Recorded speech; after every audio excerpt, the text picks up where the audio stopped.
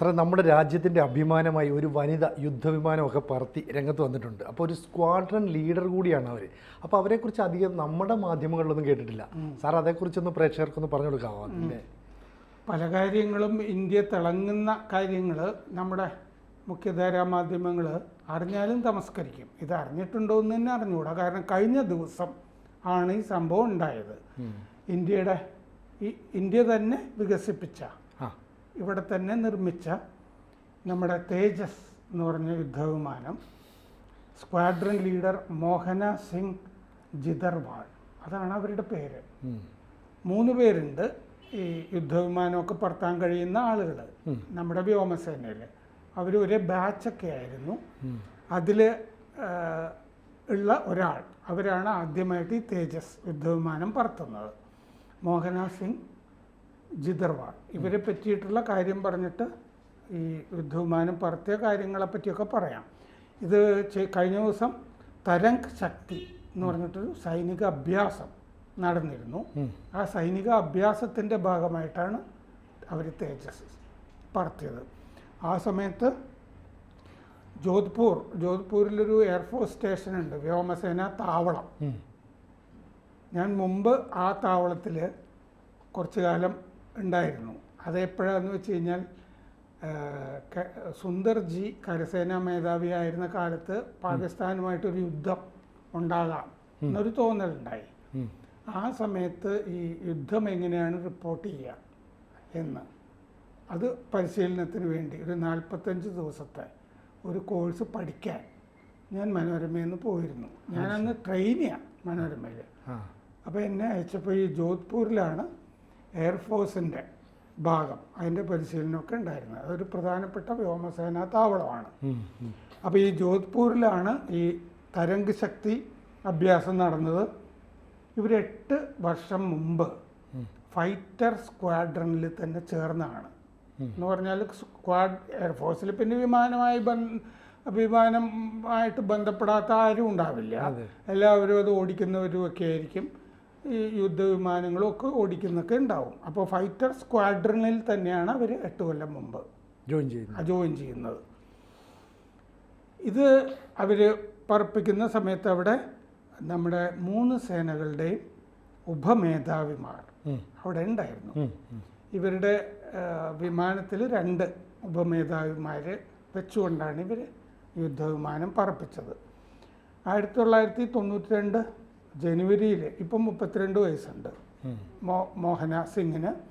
1992 ജനുവരിയിൽ രാജസ്ഥാനിലെ ജുൻജുൻ അവിടെയാണ് ജനിച്ചത്. പിന്നെ പട്ടാള പാരമ്പര്യമുള്ള കുടുംബമാണ്. അപ്പോൾ അച്ഛൻ പ്രതാപ് സിംഗ് വ്യോമസേനയിൽ തന്നെ മാസ്റ്റർ വാറണ്ട് ഓഫീസറായിരുന്നു. അമ്മ അധ്യാപികയായിരുന്നു. പിന്നെ വീട്ടുജോലിയായിട്ട് ഒതുങ്ങിക്കൂടുകയാണ് ചെയ്തിരുന്നത്. ഇവർ സ്പോർട്സിലൊക്കെ എന്ന പോലെ ഈ പഠിത്തത്തിലുമൊക്കെ മുൻപന്തിയിൽ തന്നെയായിരുന്നു. യുദ്ധവിമാനം ഓടിക്കുക എന്നുള്ളത് തന്നെയായിരുന്നു അവരുടെ ജീവിത അഭിലാഷം തന്നെ. അതിപ്പോൾ സാധിച്ചു.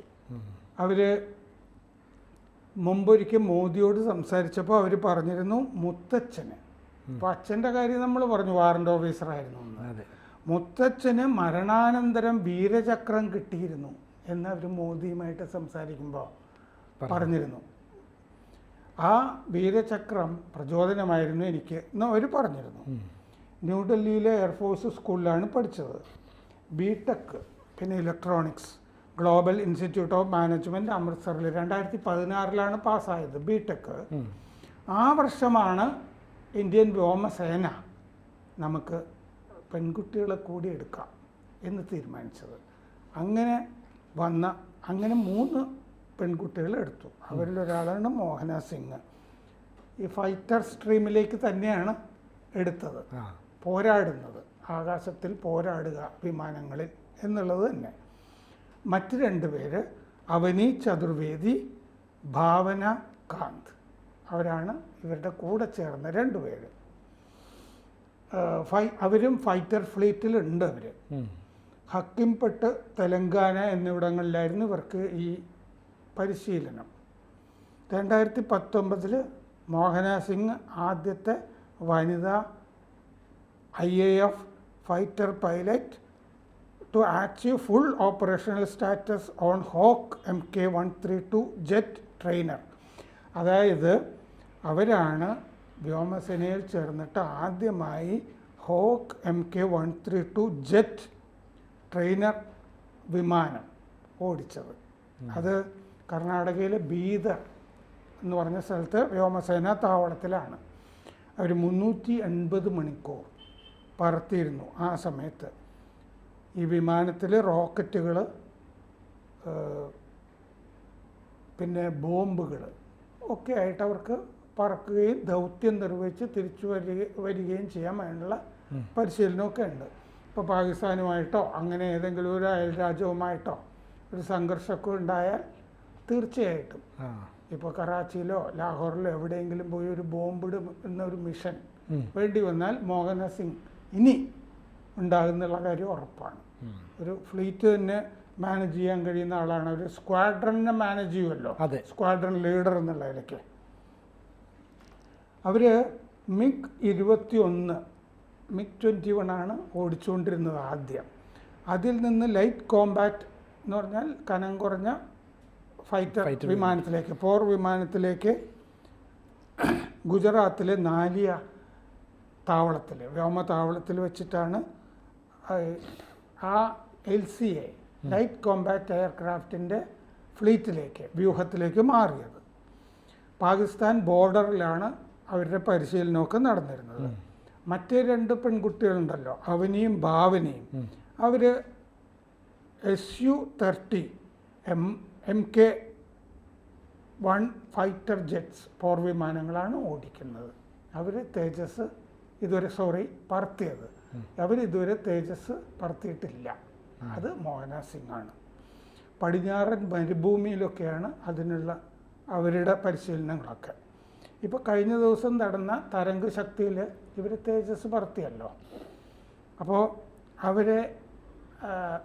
അവർ സഹായിച്ചത് ആർമിയുടെയും നേവിയുടെയും നമ്മുടെ ഉപമേധാവിമാർ ആണ് അവരുടെ കൂടെ ഉണ്ടായിരുന്നത്. എയർഫോഴ്സ് ഉപമേധാവി എയർ മാർഷൽ അമർപ്രീത് സിംഗ്, അദ്ദേഹം ഉണ്ടായിരുന്നു തേജസ്സിൽ. മറ്റ് 2 ഉപമേധാവിമാർ lieutenant general NS Raja Subramani, vice admiral Krishna Swaminathan, ഇവരുടെ കൂടെ ഉണ്ടായിരുന്നു. മറ്റേ അമർപ്രീത് സിംഗ് തന്നെത്താനെ ഒരു തേജസ് പറത്തി. ഈ 2020 മാർച്ച് 9 ഈ മോഹൻ സിംഗും മറ്റേ 2 പെൺകുട്ടികളും, അവർക്ക് 3 പേർക്കും നാരി ശക്തി പുരസ്കാരം ദേശീയ തലത്തിൽ കിട്ടിയിട്ടുണ്ട്. ഈ രംഗത്തുള്ള ആദ്യത്തെ 3 വനിതകൾ എന്നുള്ളതുകൊണ്ട് രാംനാഥ് കോവിന്ദ് ആണ് അവർക്ക് നാരീശക്തി പുരസ്കാരം സമ്മാനിച്ചത്. അന്ന് കിട്ടിക്കഴിഞ്ഞപ്പോൾ അന്ന് മോഹന സിംഗ് പറഞ്ഞിരുന്ന ഒരു വാചകം പറഞ്ഞ് നമുക്ക് അവസാനിപ്പിക്കാം. Spread your wings and fly high. നിങ്ങൾ ചിറക് വിരിച്ച് ഉയരത്തിൽ പറക്കുക. അത് നമ്മുടെ നാട്ടിലെ ഓരോ പെൺകുട്ടിക്കുമുള്ള പ്രചോദനമാണ്, ഒരു പ്രചോദന വാചകമാണ്. കാരണം നമ്മൾ വിചാരിച്ചാൽ സ്വപ്നം കാണുക എന്ന് പറയുന്നത് പോലെ അവരുടെ സ്വപ്നം തന്നെയായിരുന്നു യുദ്ധവിമാനം പറത്തുക. കാരണം വീട്ടിൽ എയർഫോഴ്സ് ഉദ്യോഗസ്ഥന്മാരാണ് ഉണ്ടായിരുന്നത് വ്യോമസേനയിൽ. അപ്പോൾ ഒരു അന്തരീക്ഷം അങ്ങനെയാണ് വീട്ടിൽ. അങ്ങനെ വ്യോമസേനയിൽ, പിന്നെ നോർത്തിലൊക്കെ എല്ലാ വീട്ടിലും ഒരു പട്ടാളക്കാരനോ ആരെങ്കിലും കാണുമല്ലോ, സേനയിൽ ജോലി ചെയ്യുന്ന ആളുകൾ. അപ്പോൾ ദേശാഭിമാനമൊക്കെയുള്ള ആളുകളാണ് അവർ. അപ്പോൾ അതുകൊണ്ട് ഇവരുടെ ഈ വാചകം ചിറകുകൾ വിരിക്കൂ, ഉയരത്തിൽ പറക്കൂ എന്നുള്ളത് ഓരോ പെൺകുട്ടിക്കും ആവേശമാകുന്ന ഒരു മുദ്രാവാക്യമായിട്ട് മാറണം. ഇപ്പോഴത്തെ ഒരു സാഹചര്യത്തിൽ ഇപ്പം പാകിസ്ഥാനുമായിട്ടൊക്കെ നമ്മളൊരു കോൺഫ്ലിക്റ്റ്, ഒരു യുദ്ധത്തിൻ്റെ ഒരു സാഹചര്യമോ ബംഗ്ലാദേശുമായിട്ടൊക്കെ ഉണ്ടായാൽ ഒരുപക്ഷെ യുദ്ധവിമാനം പറത്തി അങ്ങോട്ടേക്ക് പോകുന്നത് പക്ഷേ എന്നുള്ള പ്രയോഗം ഇല്ല അതിൽ. അത് മലയാളത്തിൽ പലപ്പോഴും ആവശ്യമില്ലാത്തൊരു വാക്കാണ് ഒരു പക്ഷേ എന്നുള്ളത്. ഇവരുണ്ടാവും എന്നുള്ള ഉറപ്പാണ്. അപ്പോൾ രാജ്യത്ത് അവർക്ക് ചില സ്പെഷ്യലൈസ്ഡ് ഈ മിഷൻസ് ഉണ്ടല്ലോ, പ്രത്യേക ദൗത്യങ്ങളൊക്കെ ഇവരുടെ കഴിവുകൾ വെച്ചിട്ട് അത് കണ്ടറിഞ്ഞ് അവരെ ഏൽപ്പിക്കും. അത് അക്കാര്യത്തിലൊന്നും സംശയമില്ല. മറ്റേവരും ഉണ്ടാവും, കാരണം അവർ തേജസ് പറത്തിയില്ലെങ്കിലും അവർ വേറെ യുദ്ധവിമാനങ്ങൾ പറത്തുന്നുണ്ടല്ലോ ഇപ്പോൾ. പിന്നെ ഫൈറ്റർ സ്ക്വാഡ്രണിലാണ് അവർ. ആ അപ്പോൾ അവരുടെ ജോലി അവർ ചെയ്യണമല്ലോ. കാരണം അവർ ട്രാൻസ്പോർട്ട് എയർക്രാഫ്റ്റിലോ അല്ലെങ്കിൽ ലോജിസ്റ്റിക്സിലോ ആ വേറെ പണിയൊന്നുമല്ല അവർ ചെയ്തുകൊണ്ടിരിക്കുന്നത്. പൂന്തോട്ടം മറ്റേ പൂവറക്കിലോ അങ്ങനത്തെ പരിപാടിയില്ല. ഇതാണ് അവരുടെ യുദ്ധവിമാനം പറത്തുക എന്നുള്ളതാണ് അവരുടെ. അപ്പോൾ യുദ്ധവിമാനത്തിൻ്റെ മേഖലയിലേക്ക് കടന്നു വന്ന ഈ 3 പെൺകുട്ടികളും അല്ലെങ്കിൽ ഈ 3 വനിതകളും നമ്മുടെ അഭിമാനമായി മാറുന്നത് നമുക്ക് വരും ദിവസങ്ങളിൽ അല്ലെങ്കിൽ വരും കാലത്ത് വലിയ വാർത്തയായിട്ട് തന്നെ വായിക്കാൻ അതെ, പറ്റും. ഒരു യുദ്ധമൊക്കെ വന്നു കഴിഞ്ഞ് കഴിഞ്ഞാൽ ഇവർ മുന്നണി പോരാളികളായിട്ട് തന്നെ ഉണ്ടാവും.